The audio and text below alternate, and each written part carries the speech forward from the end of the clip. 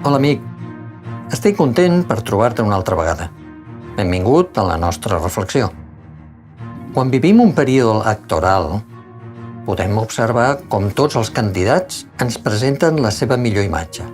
Tots ens volen convèncer que són competents per gestionar el nostre vot, que tenen el millor programa, el millor equip humà, gran experiència en la gestió de l'administració pública i el coneixement més profund de l'activitat política.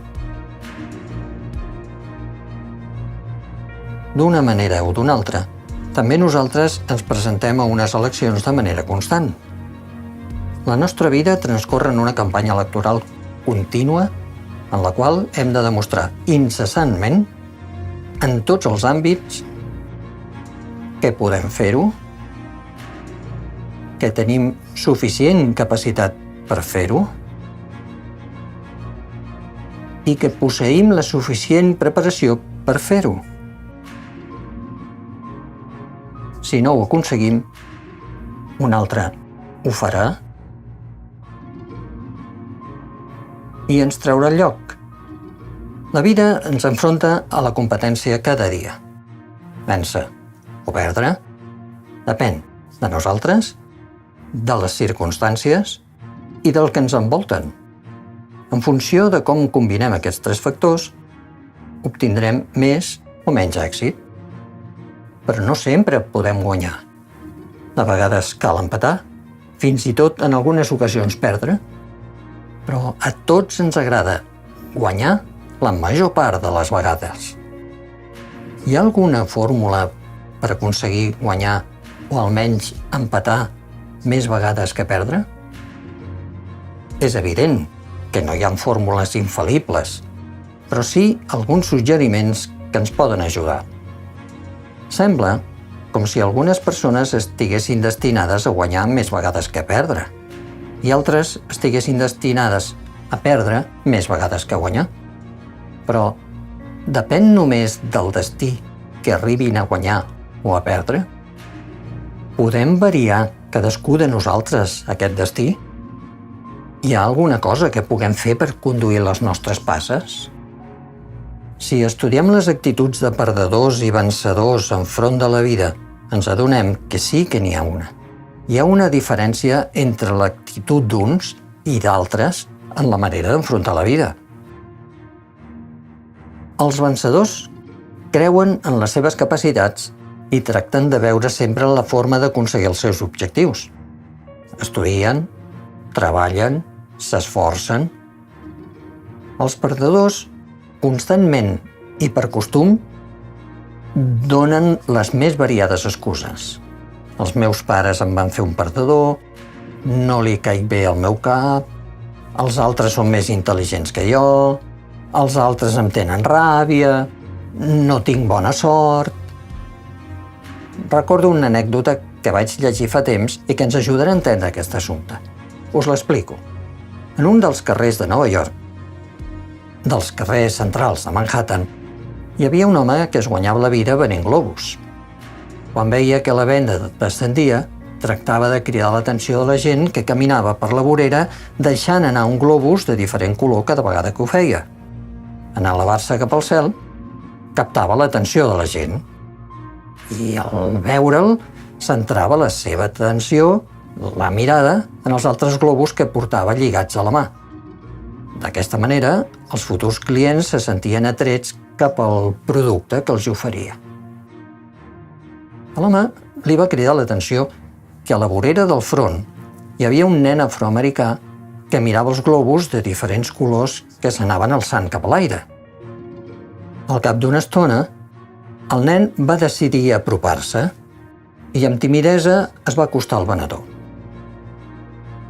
L'home va intentar parlar-li i preguntar-li si volia algun globus. El nen li va respondre amb una pregunta. «Senyor, si vostè deixa anar un globus de color negre, també s'eleva?» L'home, mirant-lo amb simpatia i un somriure, li va dir «Per descomptat, és el que hi ha dins dels globus el que fa que s'elevin. A les persones ens passa el mateix. Tots tenim capacitats, uns més i altres menys. Uns d'un estil i altres d'un altre estil. Però tots podem i hem de fer-les servir. La diferència està en com les fem servir. Les observacions dels tècnics en psicologia i comportament social ens indiquen que els que obtenen triomfs en la vida és perquè saben fer servir les capacitats de les que disposen de la millor manera possible. Llavors, pot resultar-nos interessant aturar-nos un moment a considerar algunes d'aquestes formes per si les podem aprendre i aplicar-les a la nostra vida. Els vencedors creuen en les seves capacitats.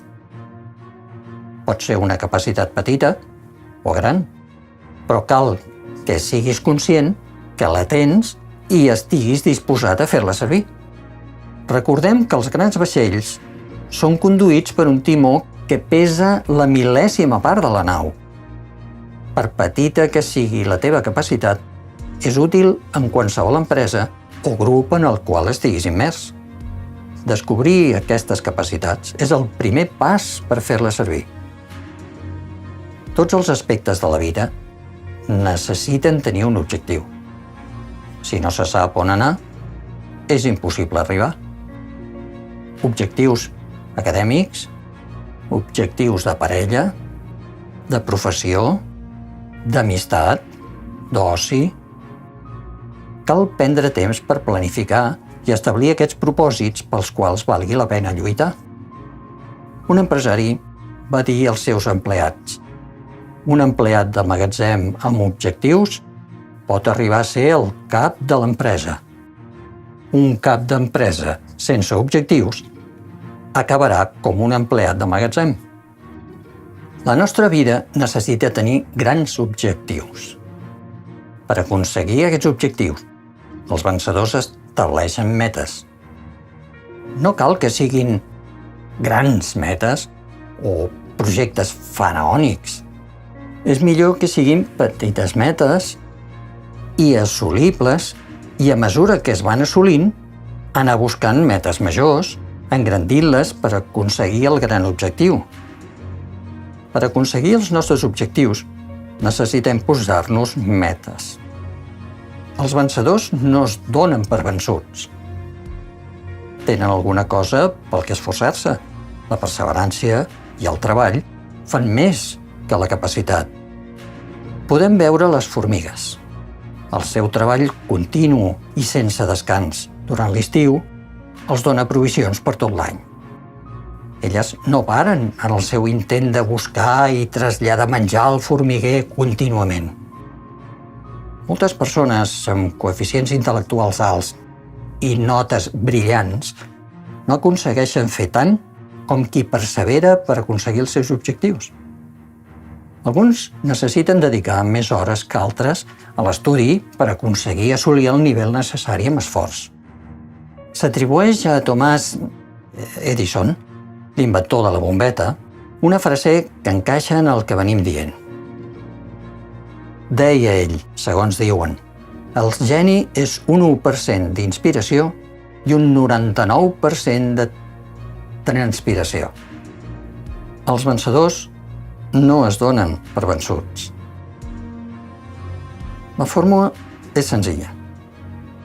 Conèixer les teves capacitats, col·locar-te grans objectius, establir metes per aconseguir aquests objectius i no donar-se per vençut.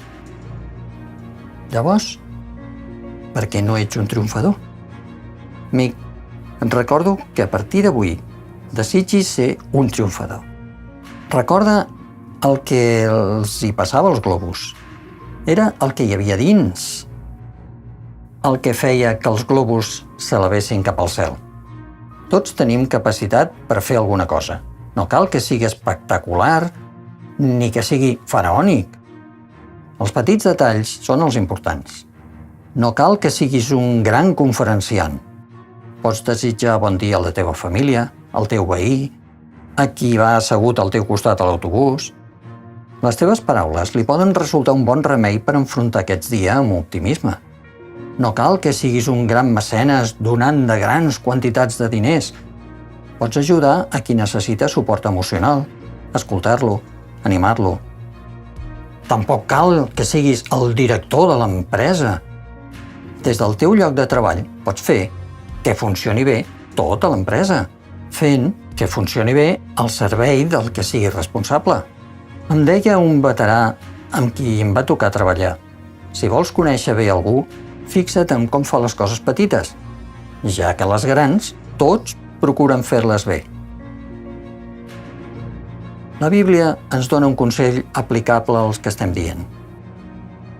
Ens diu l'apòstol Pau en la seva carta als creients filipencs i als creients romans: tot ho puc amb Crist que m'enforteix. Abans, en totes aquestes coses, som més que vencedors mitjançant aquell que ens va estimar. Sí, amic, per què no ser un triomfador? Els talents humans, amb l'ajuda divina, resulten una combinació immillorable. És el que està dins el que importa. Tens el que cal i més. Ho pots tot amb Crist. I amb ell, totes les coses són possibles. Amb la seva ajuda, tu pots aconseguir-ho. Déu pot ajudar-te. Perquè, recorda, per Déu no hi ha res impossible. Si vols saber més envers el que acabes d'escoltar, pots fer-ho a quecurso.com. I si vols compartir les teves inquietuds amb nosaltres, escriu-nos a hola@commedia.es. Descobriràs el Déu que pot fer-te arribar als més alts objectius. No oblidis que per a Déu tot és possible. Gràcies per haver estat aquí i fins al proper programa.